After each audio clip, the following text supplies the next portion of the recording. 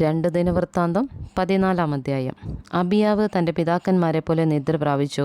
ദാവീദിൻ്റെ നഗരത്തിൽ അവനെ അടക്കം ചെയ്തു. അവൻ്റെ മകനായ ആസ അവന് പകരം രാജാവായി.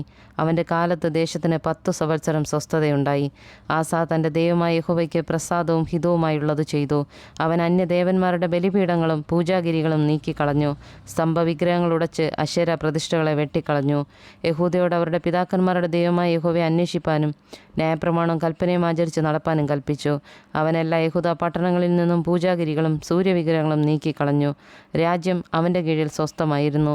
യഹോവ അവന് വിശ്രാമം നൽകിയതുകൊണ്ട് ദേശത്തിന് സ്വസ്ഥത ഉണ്ടാകിയാലും ആ സംവത്സരങ്ങളിൽ അവന് യുദ്ധമില്ലായകിയാലും അവൻ യഹൂദയിൽ ഉറപ്പുള്ള പട്ടണങ്ങളെ പണിതു. അവൻ യഹൂദ്യരോട്, നാം ഈ പട്ടണങ്ങളെ പണിത് അവയ്ക്ക് ചുറ്റും മതിലുകളും ഗോപുരങ്ങളും വാതിലുകളും ഓടാമ്പലുകളും ഉണ്ടാക്കുക.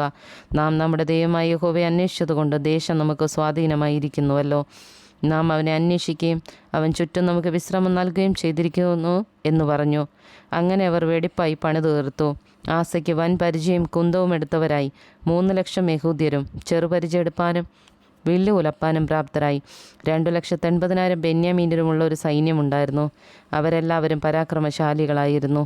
അനന്തരം കൂശിനായ സേരഹ് 10,00,000 ആളും 300 രഥവുമുള്ള സൈന്യത്തോടുകൂടെ അവരുടെ നേരെ പുറപ്പെട്ട് മരേഷ വരെ വന്നു. ആസ അവൻ്റെ നേരെ പുറപ്പെട്ടു.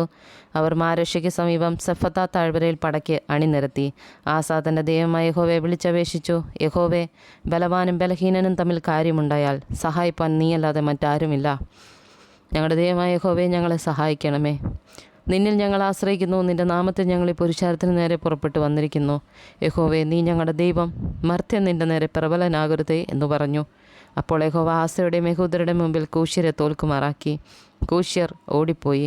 ആസയും അവനോടുകൂടെ ഉണ്ടായിരുന്ന പടജനവും അവരെ ഗെരാർ വരെ പിന്തുടർന്നു. കൂശ്യർ ആരും ജീവനോട് ശേഷിക്കാതെ പട്ടുപോയി. അവർ യഹോവയുടെയും അവൻ്റെ സൈന്യത്തിൻ്റെയും മുമ്പാകെ നശിച്ചുപോയി. അവർ വളരെ കവർച്ചയും എടുത്തുകൊണ്ടു പോന്നു. അവർ ഗെരാറിന് ചുറ്റുമുള്ള പട്ടണങ്ങളെല്ലാം നശിപ്പിച്ചു. യഹോവയെങ്കിൽ നിന്നൊരു ഭീതി അവയുടെ മേൽ വീണിരുന്നു. അവരെല്ലാ പട്ടണങ്ങളെയും കൊള്ളയിട്ടു. അവയിൽ കൊള്ള വളരെ ഉണ്ടായിരുന്നു. അവർ നാൽക്കാലികളുടെ കൂടാരങ്ങളെ ആക്രമിച്ചു. അനവധി ആടുകളെയും ഒട്ടകങ്ങളെ അപഹരിച്ചു യെരൂശലേമിലേക്ക് മടങ്ങിപ്പോന്നു.